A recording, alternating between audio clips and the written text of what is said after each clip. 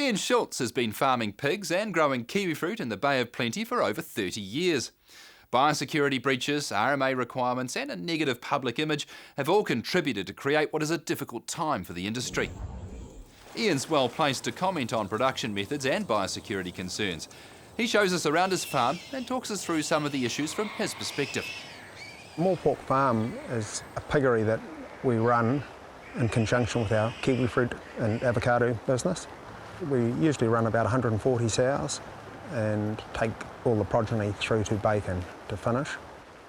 In this part of the country, the pork industry's really declined.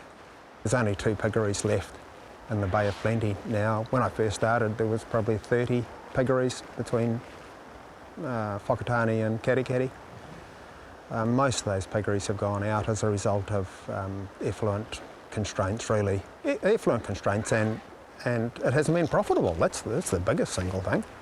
The ones that have been most successful have been piggeries that are associated with dairy farms, because there's a good two-way benefit with piggeries supplying the nitrogen and dairy farmers using the fertility.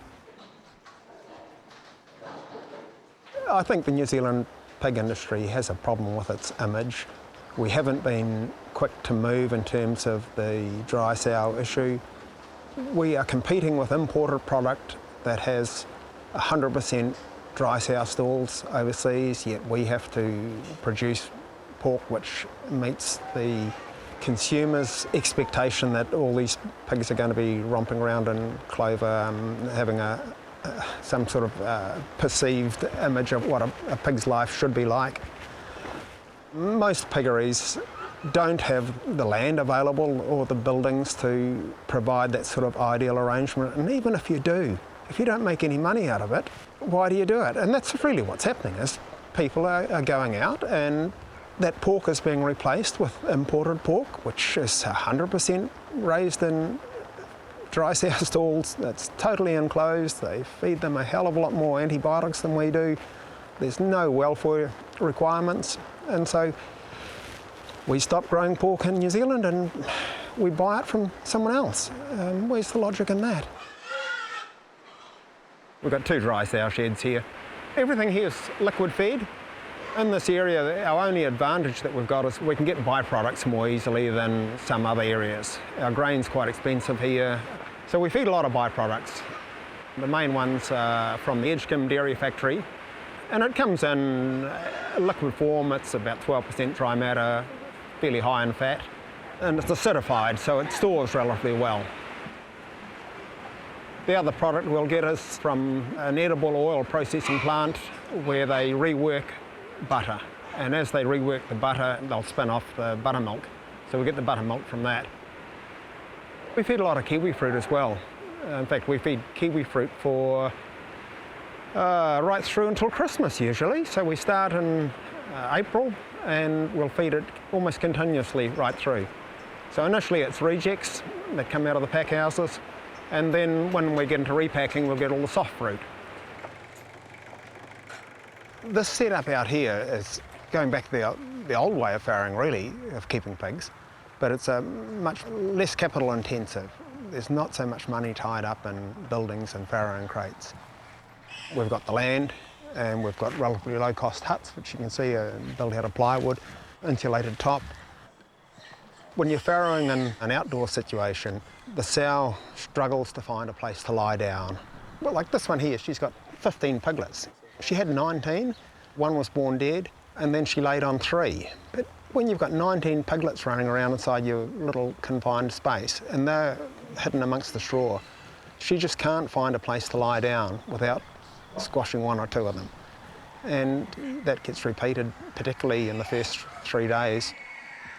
When you're farrowing in the farrowing crates, the piglets are drawn away by the heat pad or the heat lamp, and you've got the rails that keep the sow confined to the middle of the pen, so she can't lay up against the corner and squash them. This is a conventional farrowing crate system. We've got 5 farrowing crates in here. The sow, when she lies down, she has to crouch down, then roll over. She can't just flop down. And we just get a lot more pigs weaned. We just don't get the deaths that we get outside. All in all, it's just a much more controlled environment. And the sows go in both. So these sows sometimes farrow outside, sometimes farrow inside. On a good day, when the sun's shining and everything's going well outdoors, outdoor farrowing is great. It really is. The pigs are happy, but in terms of productivity, this beats it every time. And I have absolutely no problem with it. These are our weaners. These ones were weaned 10 days ago, and they're usually 4 weeks old when they're weaned. They're used to being in a group. They adapt to this very, very quickly. These guys will stay in this shed for the next 9 weeks.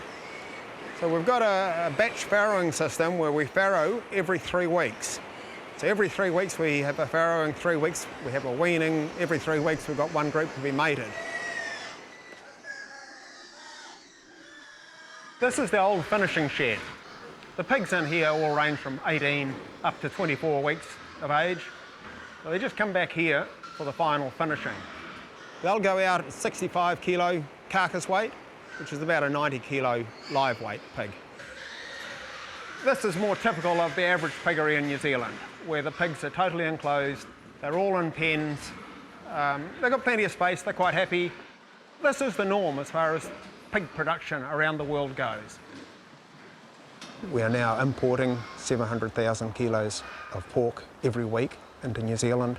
We only supply 43% of the domestic market. Most of the bacon consumed in New Zealand is now made from imported product.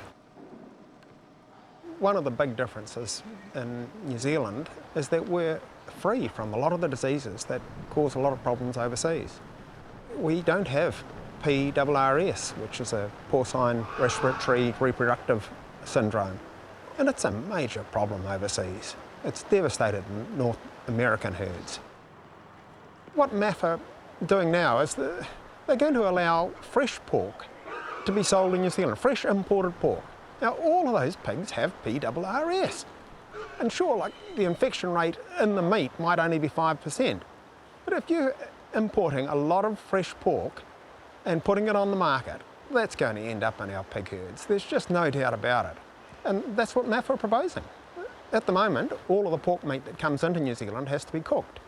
So it's all going into the processing sector. And that's fine, like they supply more than half of the processing sector now.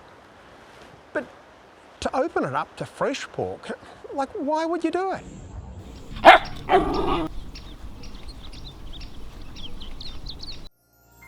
This program was made with funding from New Zealand On Air.